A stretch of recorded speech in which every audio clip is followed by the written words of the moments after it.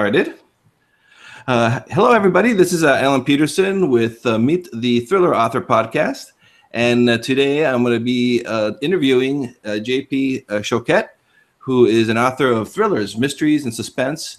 And so I am happy to have her here with us today. And JP, are you there? Yeah, I'm here. Thanks for having me. Oh, thank you. Thanks for joining us. Before I start asking you some questions, can you please tell us just a little bit about yourself?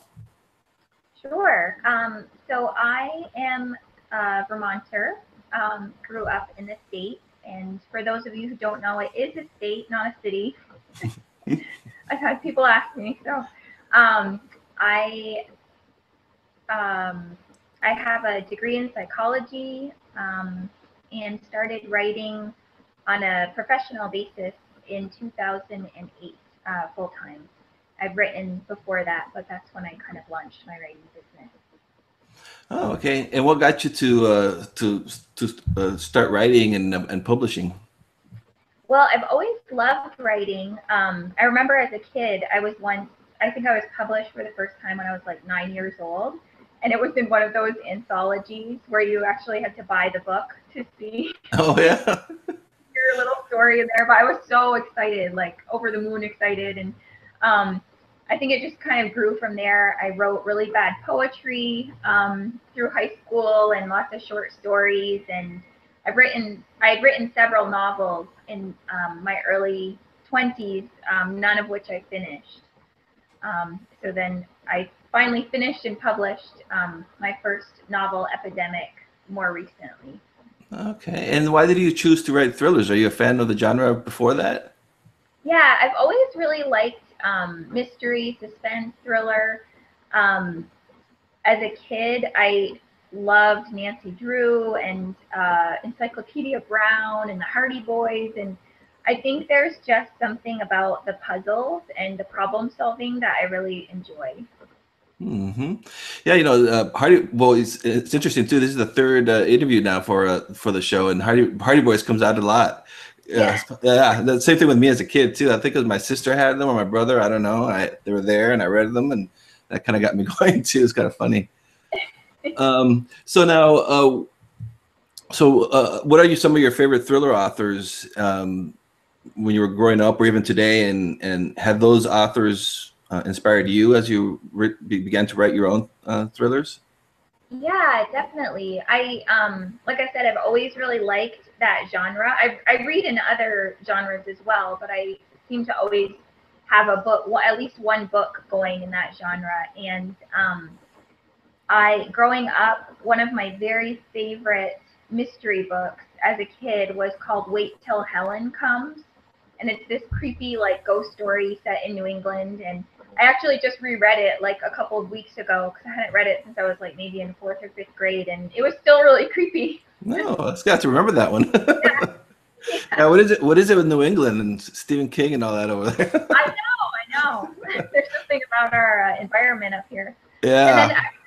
I really enjoy uh, Sue Grafton, like her detective series. I love Louise Penny's series. Trying to think of some of the other Lee Child, um, and of course Agatha Christie is like a go-to.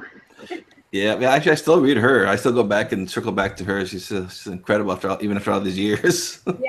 Yeah, yeah. So now, where do you get your ideas when you start writing? Do you like draw like real life events, or just how do those ideas come to you? Yeah, it kind of differs. Like the first book that I published, Epidemic, the idea for it is about a viral outbreak here in the state of Vermont, in like this very rural town. And the idea for it came from um, a pandemic flu training that I had attended when I worked full time. And just sitting in that training, which it can be like a little tedious.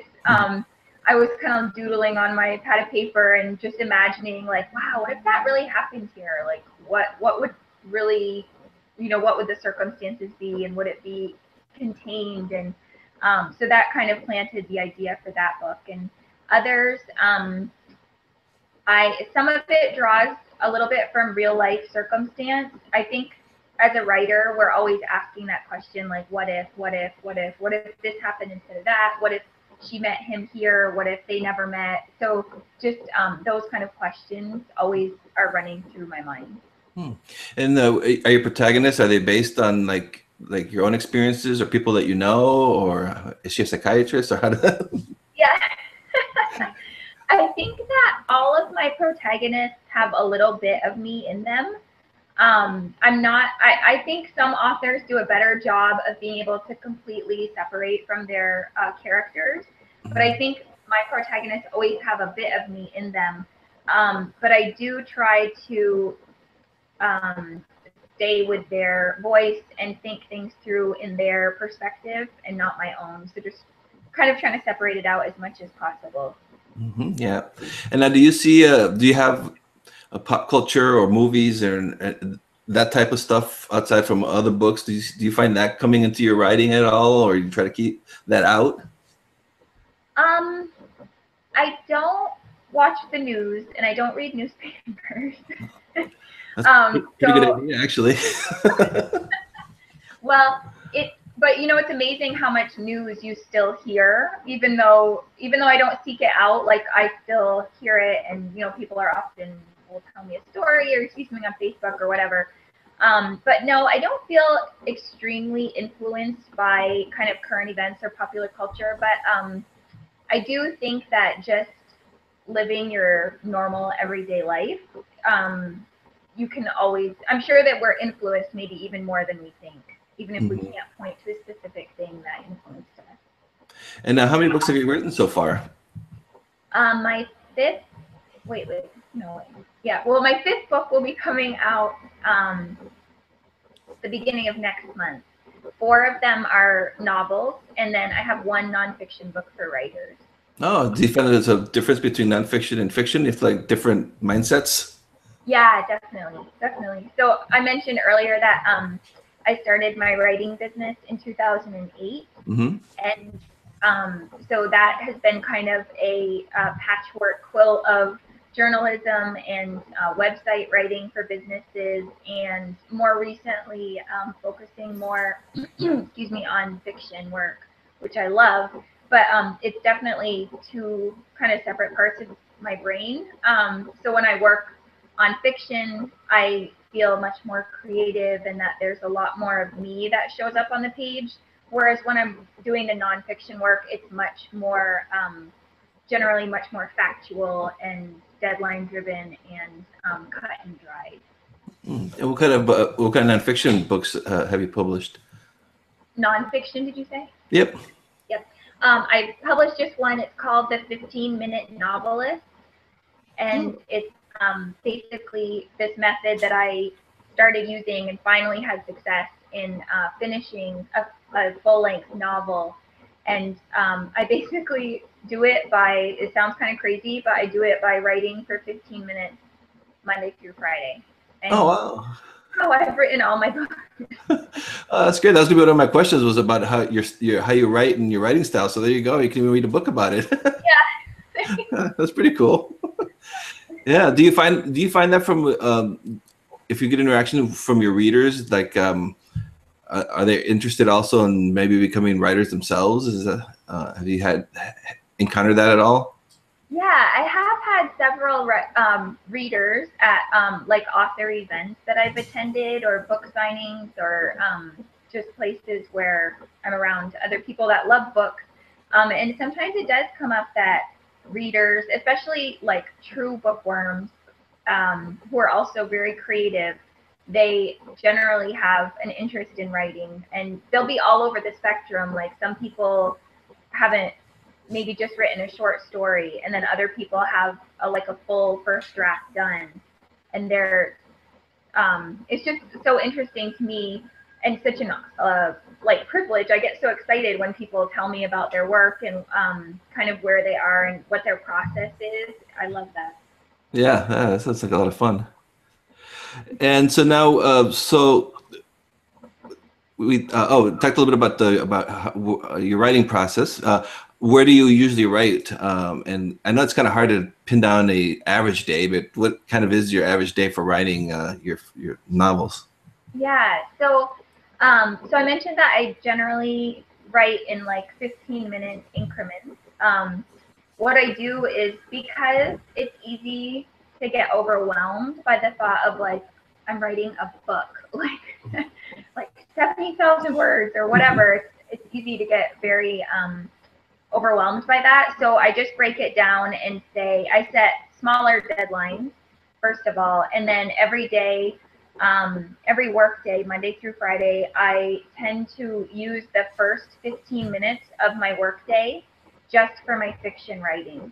And during that time, I don't do any editing. I don't do any research. I'll highlight stuff sometimes if I know that I need to go back and figure things out or do the research.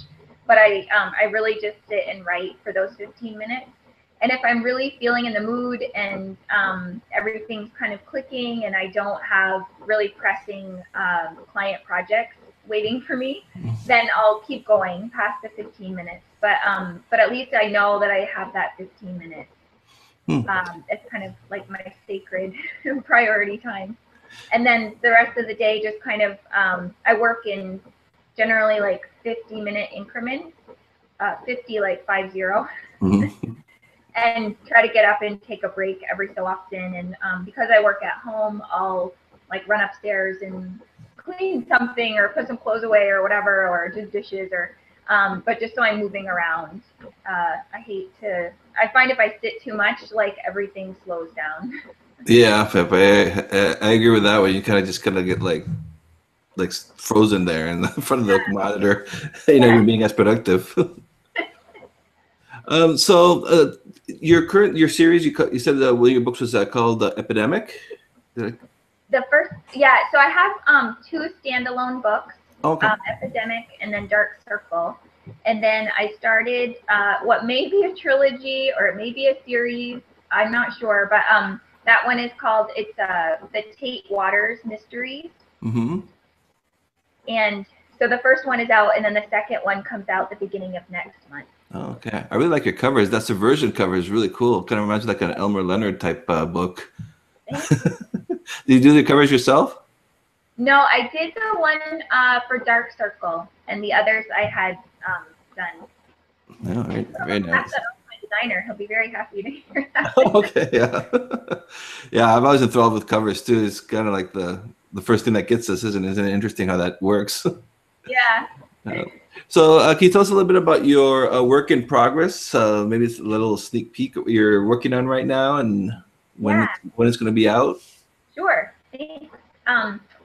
So right now I'm working on another I think it's going to be a standalone. I'm not sure yet, but it's got a tentative title of Shadow in the Woods, and it's about a psychologist actually who these two psychologists who take a small group of clients who are dealing with anxiety issues out for a long weekend backpacking trip.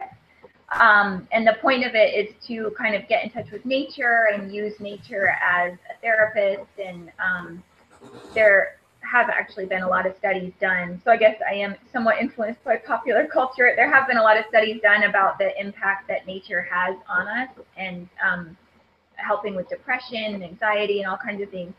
So, but unfortunately for this group of people, there's something sinister in the woods. And so as the weekend progresses, all these crazy things start happening to them, and it doesn't end up being very, very restful. Yeah, it's not going to be good on the mental health or physical, sounds like, huh? That sounds awesome. That sounds like a really cool plot. Looking forward to that one. Yeah. And so how many books do you try to publish a year?